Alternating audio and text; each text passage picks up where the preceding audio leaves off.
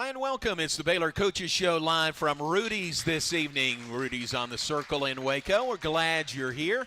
Glad you're tuned in. Glad you're listening or watching or here in person. Welcome to those of you that are here in person tonight.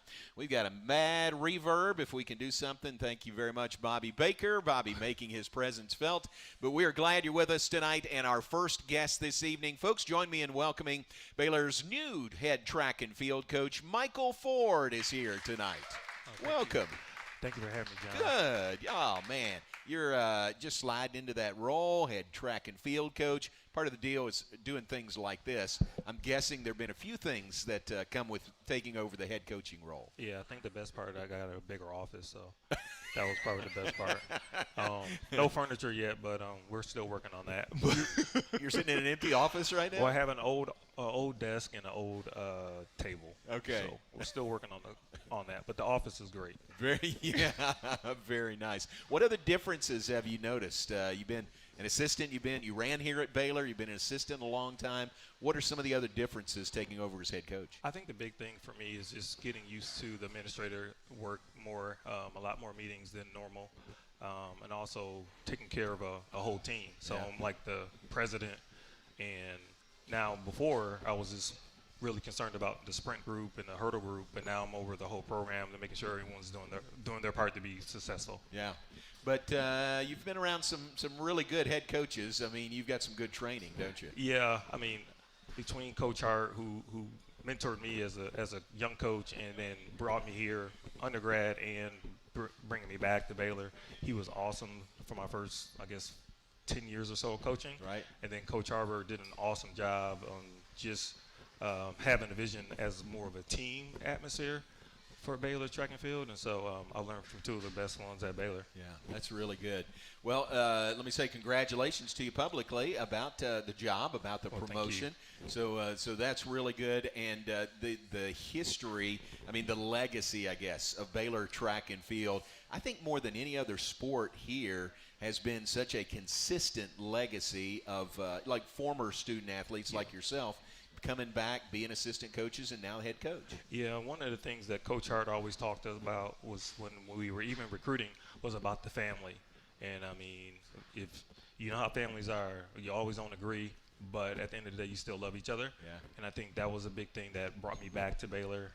Coach Hart had a lot of confidence in me as a high school student, like in 93, and then bring me back in 2001. So I think that was a big thing, and we've kept that going with the family atmosphere, and I think that's always a good thing. I love it. That's great. What do you remember about Coach Hart coming to recruit you up in Rochester, New York? What was that experience like? Well, it was funny because Coach Hart really didn't recruit me much Really? at all. Uh-huh. I mean, Michael Johnson did an awesome job. He talked to me. I mean, Michael Johnson, before he was Michael Johnson, was recruiting me, and just to hear his story from going from Dallas Skyline High School to Waco, Texas. He was a business major. I was a business major. He was in marketing. I went marketing. I didn't run as fast as Michael, but we both had the same name. But I think that was a big thing. But we talked a lot about family, and then when I came on my visit, Coach Hart still kept talking about family, getting an education, a great education, and then trying to make me fast. Yeah. Yeah. So what year would that have been? When did you graduate high school? 93? 93. Okay.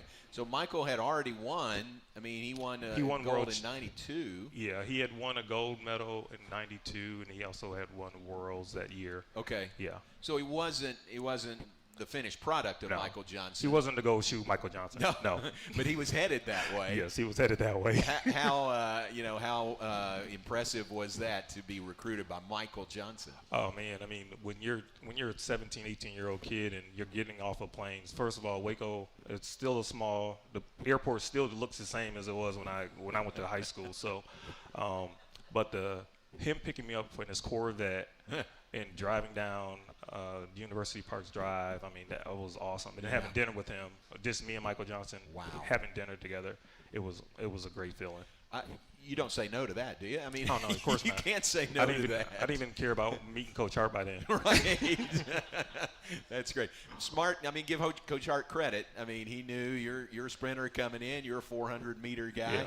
Hey, I got a pretty good recruiter in Michael he was Johnson. awesome. Yeah, and I think just having him, and then of course Deion Miner ended up being a national champ his freshman year, and then Tony Miller, who's the 16-time All-American at Baylor. So those guys, the legacy of the 400 and the 4x4 at Baylor was already started before I got here. Right.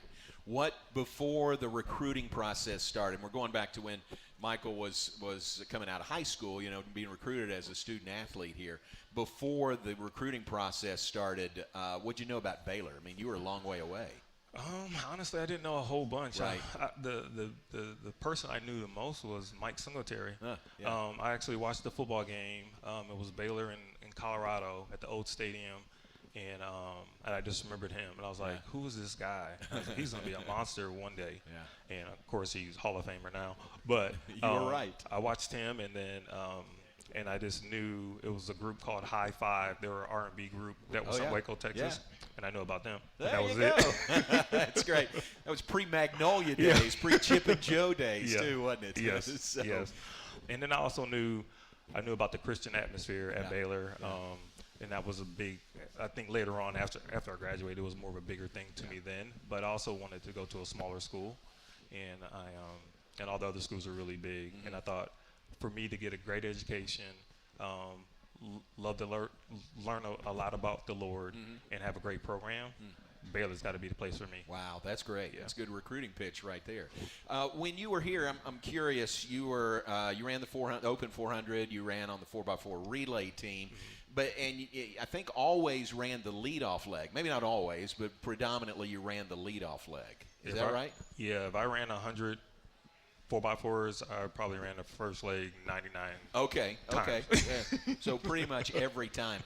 What was it about your skills that made you fit well as the leadoff man? Well, I think it was a trust issue. I think a lot of times when you run first leg, the first leg person a couple of things. Either you're the slowest one on the relay, or they trust you enough to either give you a lead or at least keep it even. Yeah. And so I think Coach Hart just had a lot of trust in me, knowing that I would most of the time I gave him a lead. Yeah. And then I mean, when you have Deion Miner, and then you have Raul Howard, who was a conference champion, and then you have Tony Miller, and then you have Marlon Ramsey. Yeah. Those guys. I mean, my job was a lot easier. Man. Yeah. I'm going to go with trust in you running the leadoff leg more than you were the slowest leg. I appreciate it. Putting your hand in the leadoff. But what was the competition like to earn a spot on the Baylor 4x4 relay team? Yeah, well, my freshman year, I mean, even in high school, I didn't have a relay team to run on anyway, so I just ran club track. But I didn't get on a relay until my junior year. Oh, really? Okay. Yeah. So when I got on it, I never just got off. Yeah. And we won 2 national championships back to back. Nice. Very good. Yeah. Very good. All right. We're off and running on the Baylor Coaches Show this evening. We're live at Rudy's Real Texas Barbecue. Coach Michael Ford, Baylor's track and field coach, our first guest. Dave Aranda, head football coach, will join us at the bottom of the hour. More with Coach Ford when we come back. Glad you're with us on the Baylor Coaches Show, and we'll be right back.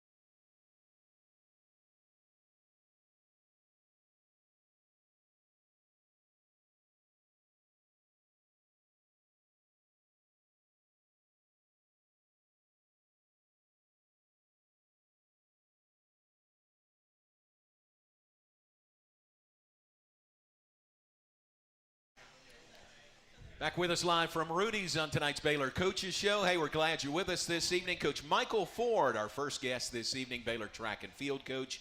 And we got a question from the audience. Let's get right to that, All right. okay? It's our First Place Foods Ask the Coach. First Place Foods, that's a darn good pickle. And the question comes from Roy Evans right over here. Roy, you know, he's a regular official at home track and field meets. Roy says that now that, correct me if I'm wrong, Inabam Yuko. Yes. Is that good? Correct. Close? That's close. Good. All right. Inabam Yuko is coming from Africa. Are we getting to see more and more great athletes from Africa? Yeah. I mean, we signed 2 this year. We got Amabam, and she's from Nigeria. Okay. And then we also have Zaza. I don't know how to pronounce Zaza's last name, but Zaza, he goes by Zaza. He's a javelin thrower. So I think as we try to expand our recruiting a little bit more, we're going to different places, different countries, and trying to get a little international flair to our team. That's good. Is his last name Prosper? Yes, Prosper. Is it pronounced that way? Mm-hmm. I mean, that's the easiest one Yeah. of Zaza Yeah. and Mbong and Yuko. So Zaza Prosper. Zaza Prosper. Okay, very good. So is that something that y'all have done for a while, or is something you're trying to institute more? Well, we've slowly started doing it as Coach Arbor was exiting out. We were trying to get better kids, and we started getting a little bit more connections on the international side with Coach Dalton. Okay. And we picked up Zaza, and we picked up Omabam. Okay. You have coached internationally, like I'm thinking Pan Am Games, things like that. You've done quite a bit of that also, haven't you? Yeah, it's always a huge honor. Yeah. It's more babysitting at the under 20, so it's more babysitting there. But as a senior group, it's more just managing a team of great athletes. And so it's always great to see like Usain Bolt, Trayvon Bromell, Michael Johnson, those kind of people on the international scene. Because of course in Europe, track and field is really popular. It's probably more popular than it is in the U.S. And so I can go to a track meet and there will be 70,000 people at a track meet. Yeah. And the thing I love about the European track meets are they're only 2 hours. Oh, really? Yeah, they're like 2 hours long, and then you can go home. How about that? I've Yeah. never heard that. Yeah, and so those are the big things that I always take away. How do they do that? What's the schedule like? Well, they're always really short schedules. They have one heat of everything. Okay. And then you just go. So it's always great to see, like, I'm not a big, can't say this because I'm a head coach now, but the distance stuff. So like a 10,000. You can't say that. But I can watch a great 10,000 over in Europe. Yeah. And not worry about it like being really slow. Yeah, Yeah. I got you. That's really interesting. I knew about the crowds a little bit and the huge stadiums and that, but I didn't realize they kind of packed it into 2 hours. Yeah. Yeah. That is really nice. What's the best international spot you've been to? I would say probably Stockholm is probably my favorite place to watch a track meet. Okay. I think, and then actually the Bird's Nest was probably in Beijing was probably my most famous stadium that I ever went to. Yeah. Because it just changed colors every night. And then Trayvon got 3rd, and Jeremy Warner got 2nd, and got some gold medals also during that time. So really nice. Those are always special to me. How many Olympic Games have you personally attended? I've attempted 2. Okay. So the 04 and 08. Okay, very good. Yeah. And you were here when Jeremy was running, when Daryl was running here, and we talked about Michael earlier. So you've been a big part in some great, Baylor successes in the Olympics. Yeah, and I think it's this is a dedication for how we train here that you can continue to run faster as the season goes, because a lot of times the season is so much longer. Like usually World Championships, Olympics are always like September or August, September.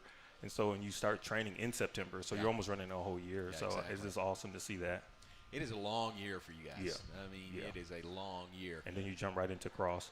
Yeah, exactly. Almost no break at all these days. No. What are that being said, what are you doing right now? It's September, a new school year. What's going on right now? Well, cross country just started. They've already had 2 meets. They were actually they were scheduled to go to A&M this upcoming Saturday, but they decided to train through it. Okay. And get ready for. They have a cross country meet in 2 weeks in Missouri, and then get ready for Big 12s in late October. And then on the track part, on the track and field part, we're just starting training, so we're in our fall conditioning right now. Yeah.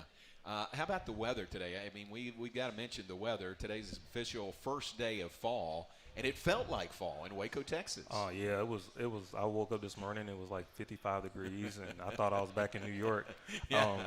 And then today was that day I didn't have practice either. So nice. Yeah, so I did sent a lot of emails to some donors, and actually went to go watch basketball practice. Oh, nice. Yeah. Very good. Yeah, there's some frequent visitors over there with Coach Drew now. Yeah. And he's always open to that, so that's good. All right, what about look ahead to the schedule? What else will you do in the fall, and then look ahead to your spring schedule? What's that look like? Well, we'll still be training, getting ready for the indoor season that starts in January. But this year we're gonna actually run a meet in December, on December 4th down at A&M. Okay. And trying to get some rust off on the team. That's different, isn't it? Yeah, we've had it on the schedule before, but normally we bring a small group because it's during finals. Right. But this year they put it up a week earlier before finals start, so we're gonna take a pretty big group down there for that meet. And then in the spring, will we have the 2 home meets like normal? Mm-hmm. We'll still have the two home meets. We'll have the Baylor invite on the April 2nd, and then we'll have the Michael Johnson meet on the 22nd and the 23rd of April. Very good. I think the only difference is this year we're gonna actually put more events on Friday night. Okay. So then Saturday won't be as long. I got you. Yeah. Get it down to 2 hours on Saturday? Hopefully. No, there's no way. There is no way. All right, Coach Michael Ford is with us, Baylor track and field coach. Let's take a break. We'll be back with more in just a moment. I want to ask you about the changes coming in the Big 12 and the new additions and what that means to your sport, track and field. We'll do that when we come back. We're glad you're with us tonight. We're live at Rudy's Real Texas Barbecue. Give a hand to the managers that are here. There's Josh back there. Josh, thank you. Nick is somewhere back here serving. We appreciate our host here at Rudy's. We'll take a break and be right back.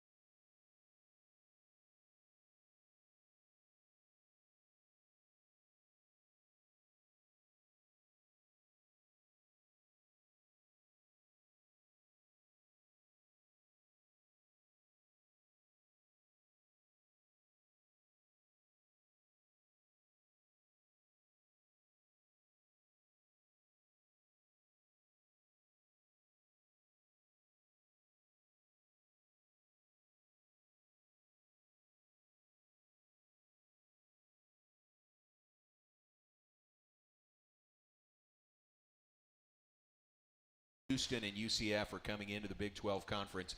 For your sport, for track and field, what does that mean, the addition of those schools? Well, it was a big addition. I think we get to travel a little bit farther to places that we probably wouldn't go. So we get to go to Florida to go see UCF. UCF in Houston will be more on the sprint side. UCF only has a female team, a women's team, so our women will have to battle against them a little bit more. Houston, they're more in the sprint jumps area, so we'll of course bump heads with them. So getting those couple of schools, they're not going to change much because basically they're replacing Texas, and for us, and then BYU is going to be probably the big change because they're more distance heavy, so they'll bump heads a lot with the other distance schools in the conference. So it'll be interesting. It's always good to have more teams in the conference. Mm-hmm. So I'm looking forward to it whenever that starts. yeah, whenever that is. And we don't know yet. Did you say BYU won a national championship in cross country on the women's side. Women's side. Mm-hmm. So there you go, running those hills in Provo, Utah is paying off for them. What about Cincinnati? What's their Cincinnati's MO? more field events. Okay. But I'm not really worried about them too much. I got you. Very good. So we got Coach Aranda waiting in the wings. We'll visit with him next. This is a big weekend, isn't it? The football game obviously is big, but you said you'll have recruits in. You'll have them at the game. Mm-hmm. What's that like, a recruiting weekend? It's a hectic weekend, but it's also fun. So we didn't have any recruits the first weekend when the first home game. And so this weekend we have seven recruits coming in to check out Baylor and football. And I think just the atmosphere, I think even at the first game that we had, the atmosphere was really live. I was looking forward to, because that was actually my first game back. I didn't go to any games last year because of COVID. But I'm looking forward to watching the Bears win. Sorry, Iowa State fans, but I'm just looking forward to a good game, and I think that we're ready to have a good one. I think it will be. And it's a gold out on Saturday. I'm sure you can find some gold in your closet. Yeah, I'm not a really gold person, so I might have a white shirt on, so don't get mad at me. With gold on it. Yeah, with gold on, of course. Yeah, I understand. Well, that'll be great, and it'll be fun. And we appreciate you coming in. Congratulations again on the new job and the promotion. And thanks for being on with us. No, thank you. Thank you. We got you to sign in on the board here for the first time. So I got my doctor's signature. I can't read it. The value went up on this board right here with Coach Michael Ford signing. Thanks for being here. Coach Michael Ford, Baylor Track and Field, with us this evening. Stay with us. We'll take a break. Coach Aranda joins us when we come back. You're tuned in to the Baylor Coaches Show live from Rudy's, and we'll be right back.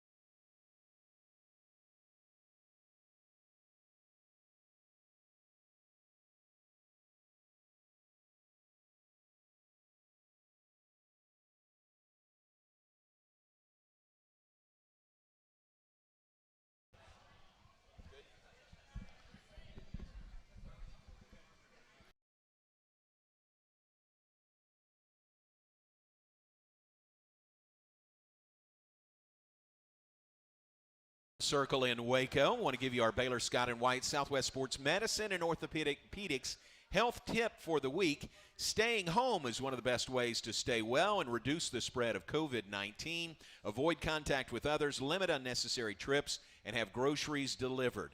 And come to Rudy's for the Baylor Coaches Show. Find more tips at bswhealth.com/COVID-19.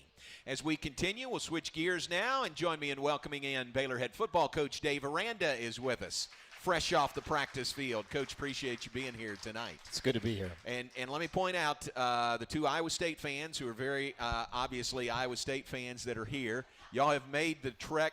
You went to Nevada, and then you went to and then made the circle back here, right? And Vegas was okay to you? Vegas treated you well? He still has his shirt. Not much beyond that. But Iowa State is the opponent this week, and welcome to y'all. We appreciate you being here. Wear gold to the game on Saturday, okay? Okay. Coach, how has practice been? You're just off the practice field. You were telling me it's been really good this week. It's really good. Good focus. I thought, the cohesion with the staff and the players couldn't be better. And so just when you're in meetings, there's an energy you feel. When you hit the grass, that energy just doubles down. So it's a good feeling. We've had a really good Monday, Tuesday, and now Wednesday, back to back to back. So good. Good. Wednesday's turnover Wednesday. Yeah. Who won that battle? I think the offense did. Did yeah, they? So no turnovers by the offense. Was able to stay pretty clean. That's yeah. good. Which you have been, for the most part this year, a couple of fumbles lost on Saturday against Kansas. But overall, you've been really good in that area. Right. It's a big point of emphasis. I think Gary helps, Gary Bohannon, just with his maturity and his calm, cool, collectedness just in the pocket. And, we're really working on just securing the football. I think when we're getting into to spots where there's defenders and, there's going to be contact, we do a good job of covering up, but I think it's those times when when we get out of those spots and we're trying to get 4, 3, 2 yards more, we can extend that ball, and that's hurt us, and so we've got to be cleaner there. You, in your time here, you've been really good in that area, in the takeaway area, a real advantage for Baylor. Is that just a matter of making it a point of emphasis and just hammering that point home, or what do you do to be so good in that? We talk about it quite a bit. I think, I think it's the players that have been here, and I think we've got great playmakers on defense that have a knack for it. I think Joey McGuire does a great job of motivating in that space. I think he does a great job of promoting it, and we all as a staff try to promote it. But, when you're looking at guys like Jalen Petrie and Trell Bernard and Christian Morgan, these guys have a knack for taking the ball away, Raleigh Tejada, and so we let them loose. Chances are we're going to go ahead and grab one. Yeah. Is Joey the turnover king or turnover czar? He is. He is, isn't he? Yeah, he owns it, and he does a great job with it. Yeah. And so it's a big part of just kind of our culture, and, I think there's a lot of energy today.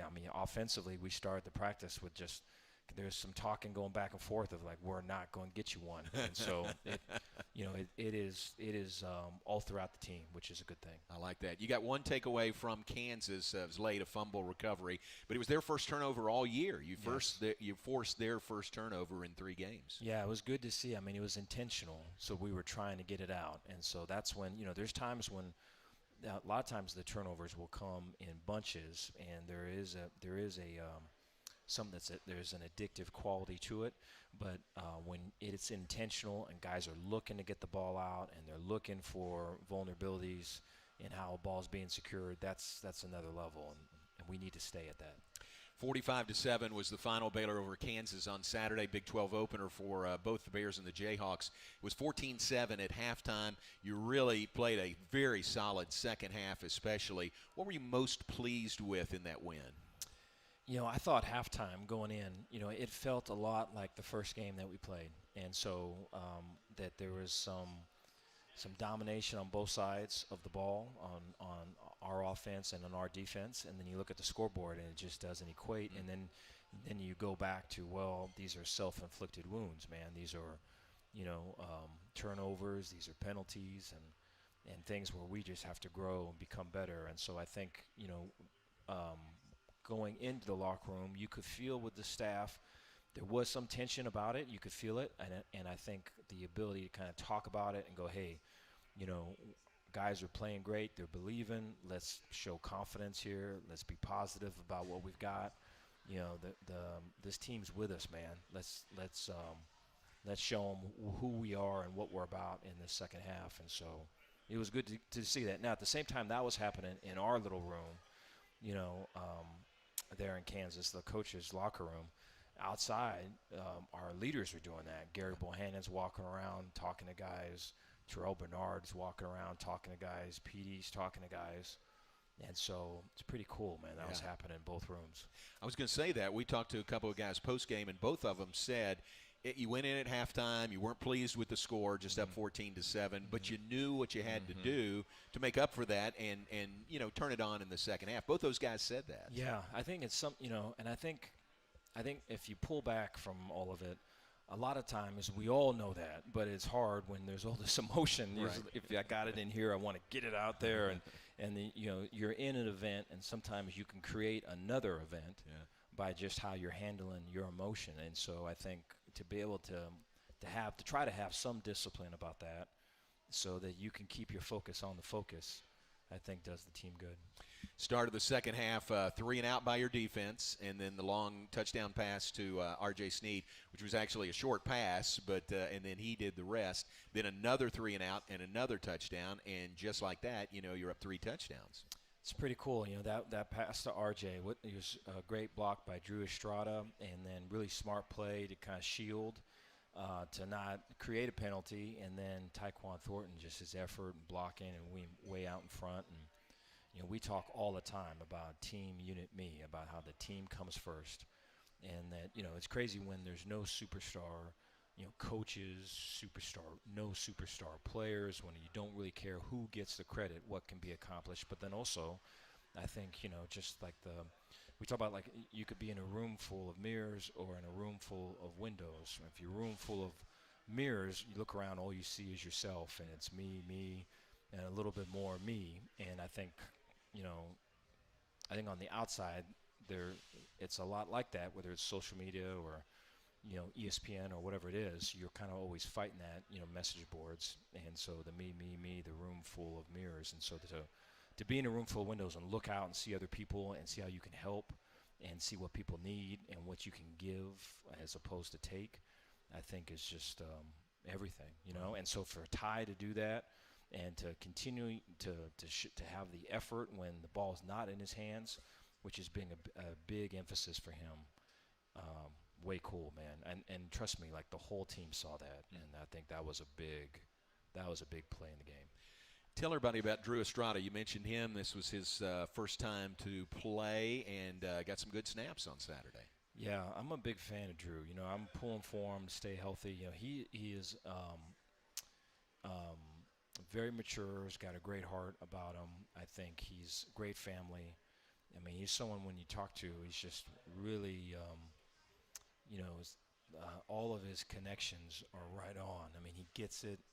He's able to read a room, understand kind of standards and kind of what's appropriate and what's not, and just well-read.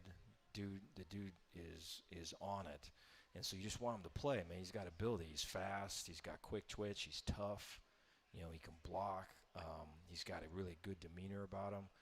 He's just been pulling hamstrings since he's been here, And so, and he's been frustrated about it because he really works hard to get back. And then, there's good things that show, and then there's another, pull or a tweak. And so for him to play in that game and do some good things and show up. There's a big catch that he made, later in the game. And then, I think of today we were featuring him quite a bit. And so, he's making his move, man. I'm happy for him. He's worked hard for it. That's great. I want to talk more about the me versus me that you mentioned. We'll do that after a break. Take a break. Be back with more in a moment. You're tuned in to the Baylor Coaches Show. We're live at Rudy's on the Circle in Waco. Rudy's Real Texas Barbecue.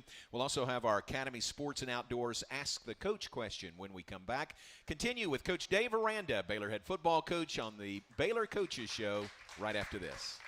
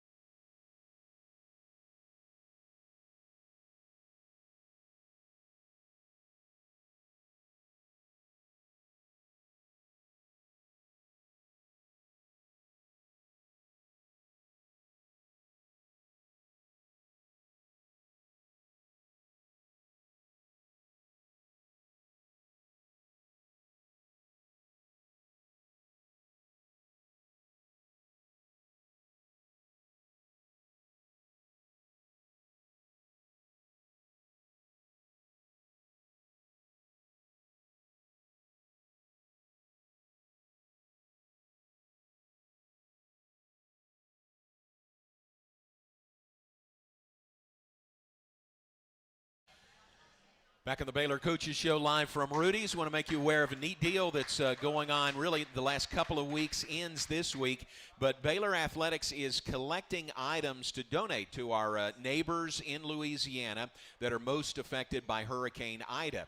So there'll be collection boxes. There's a couple of them right outside the Simpson Athletic and Academic Center. Will be for the remainder of this week. There'll be collection boxes at McLean Stadium on Saturday. So things they're looking for are Band-Aids, chapstick, bug spray, cleaning supplies, heavy-duty trash bags, batteries, paper towels, toilet paper, napkins, paper plates, bottled waters, things like that. So think about that, and if you can, contribute, and that will go to our neighbors in Louisiana that are most affected by Hurricane Ida. You can appreciate that, right? I can. Yeah. So that will continue and wrap up really with the game Saturday at McLean Stadium.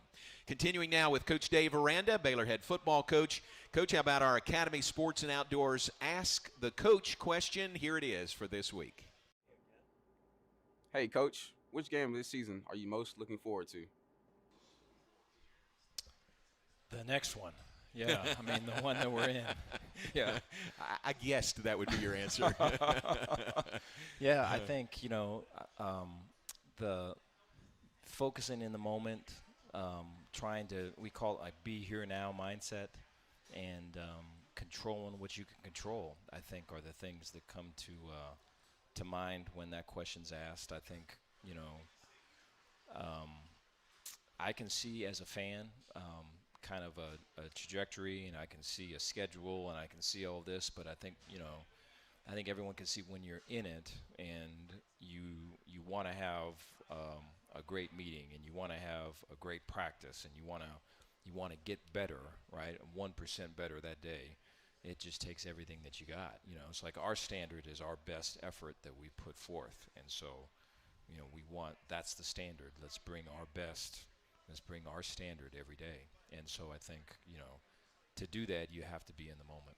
I like it. That's the Academy Sports and Outdoors Ask the Coach for this evening. Academy Sports and Outdoors, the official sporting goods and outdoor retailer of the Big 12 Conference. Let's, while we're taking questions, let's get this one to you from Tommy right here. Tommy says, Coach, is our O-line for real? Hope so. They've continued to improve. I think Eric Mateos, our O-line coach, I think is one of the finest coaches on our staff, in terms of just being a teacher and communicator and being a mentor. And so just seeing him interact with our O-linemen, I mean, they love him, and they don't want to let him down, and they work hard for him. They believe in him. I think Eric's got their hearts, and so they're working hard for him. But then, I think there's an offense that's built around them. I think we were talking earlier, whereas, in January, in the beginning, I remember thinking, let's build this off of our O-line and D-line. And I can remember saying that even to some of our O-linemen, just the look in their faces when I would say that. And so, I had to kind of work to keep a straight face, because they did not, And so I think there was just a lack of belief. And so you look at what Eric has done and what Jeff Grimes has done to build a belief. I think it's there's guys that when they looked at you would look down, not look you in the eye. There's guys that would be shifting in their stance when they talk to you. There's guys that would not take accountability for stuff because they didn't want to go down the road of admitting kind of what it was.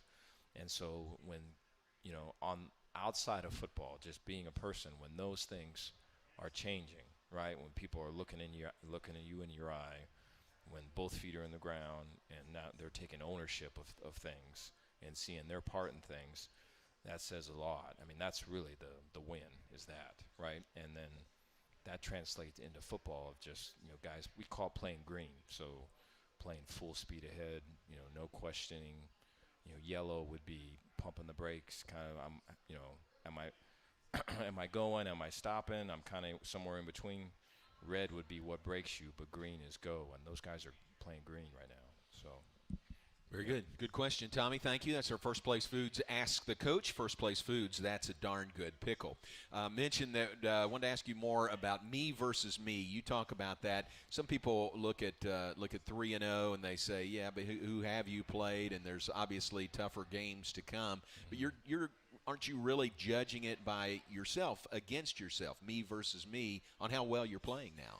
Yeah, you look at you could go all the way to preparation. I think you could go to, like tonight right now, guys are in the facility watching red zone, goal line, and short yardage, right? And they're in there with their position groups watching tape, and they're quizzing each other, and they're going through Iowa State tendencies and our tendencies and all of it. And so I think is that intentional? Or is that just going through the motions? Like intentional would be like, what's my purpose? What I'm doing this for? What reason? Right? Am I there tonight to just BS with my friends and everyone else is here and I'm going to be hanging out here, or maybe there's a slice of pizza that is hanging around that I could be having while I'm watching this tape. Is that the reason, or is it to get better? Is it to give to the team? And so when you're very intentional and you're on purpose with what you're doing, and you're in every moment attacking it that way, good things are going to happen. And so I think I'm seeing that with our team, so that's the me versus me, is to not veer off and get caught up with me versus you, or me versus this opponent, or me versus anything else. It's in here first. Yeah, I love it. That's great. That's great to be prepared and challenge yourself against the best person, best player you can be. That's right. In every aspect. That's right. That's good. All right, let's take a break. We'll be back with more in a moment. Let's talk about Iowa State when we come back. The opponent this week, 14th-ranked Cyclones, coming to Waco. 2:30 kickoff Saturday. It is a gold out at McLean Stadium. It's family weekend on the Baylor campus as well. We'll talk about all that with Coach Aranda when we come back. You're tuned in to the Baylor Coaches Show, and we'll return right after this.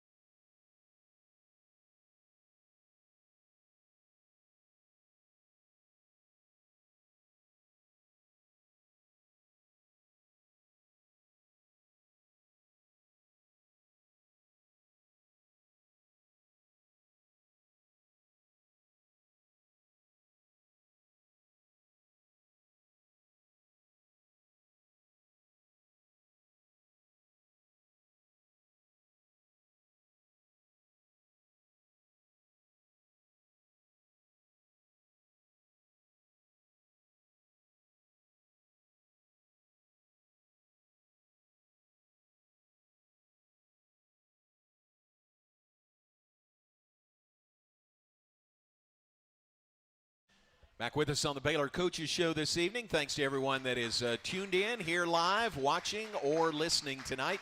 Continue with Coach Dave Aranda for one more segment. Baylor and Iowa State coming up on Saturday.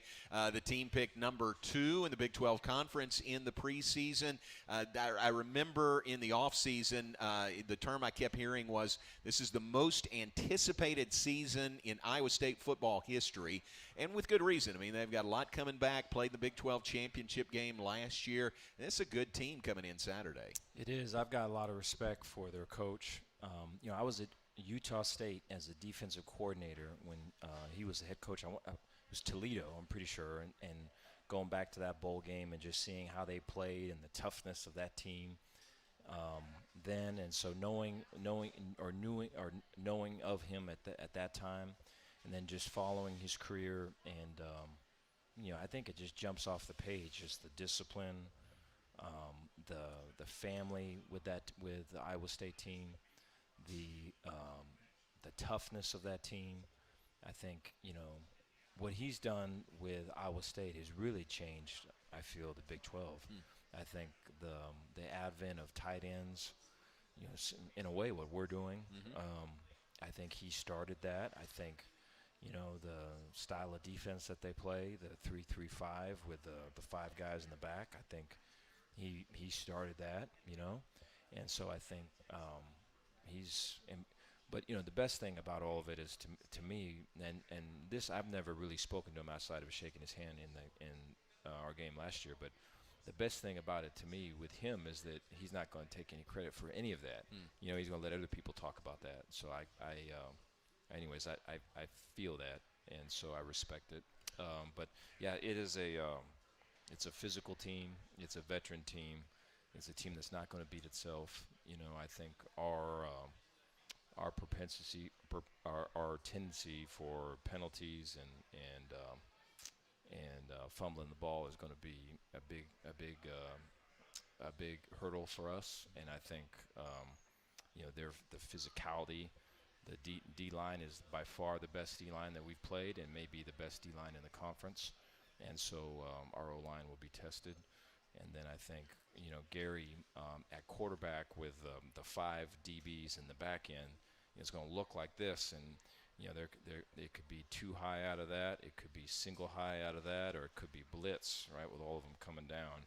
And so you can't read it pre-snap, you have to read it at the snap. And there's a calm and a coolness about Gary. All that's going to be tested, because sometimes he's calm or cool because he knows what the coverage is. Yeah. He's not going to know in this game. He's going to have to read it on the run.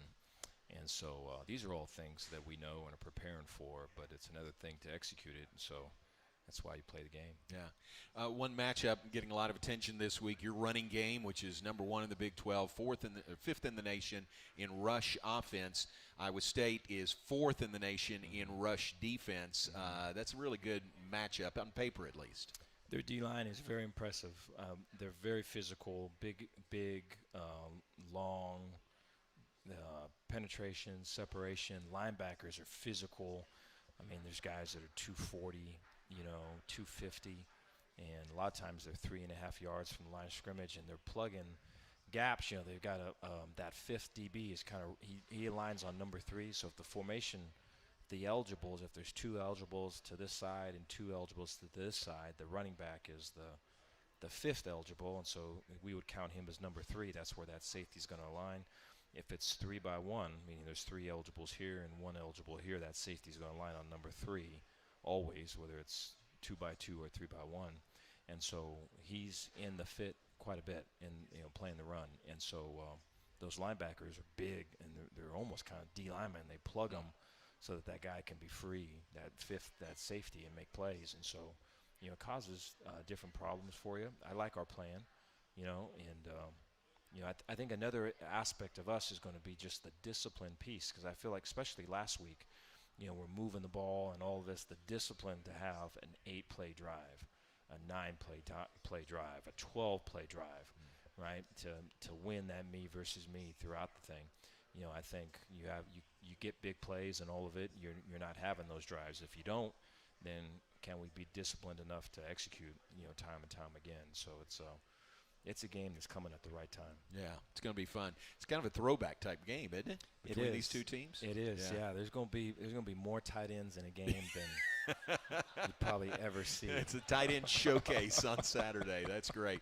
Coach, thanks for your time. Appreciate you being here. Good luck on Saturday. Appreciate you. All Thank right. you. Coach Dave Aranda, Baylor and Iowa State comes up on Saturday, 2:30 kickoff at McLean Stadium. Take our final break. Be back and wrap things up live from Rudy's right after this.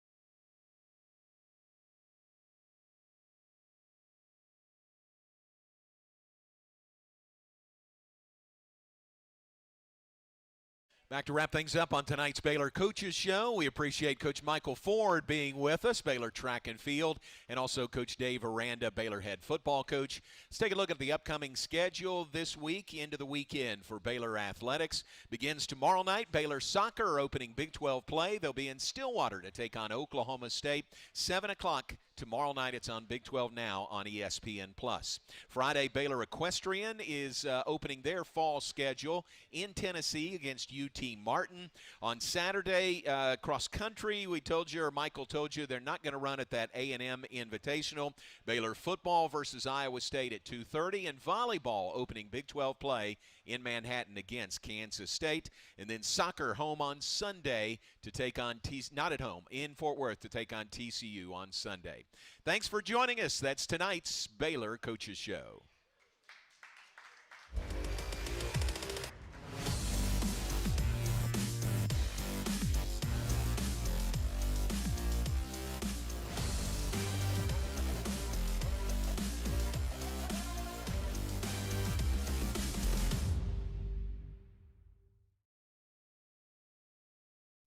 This has been a presentation from Learfield,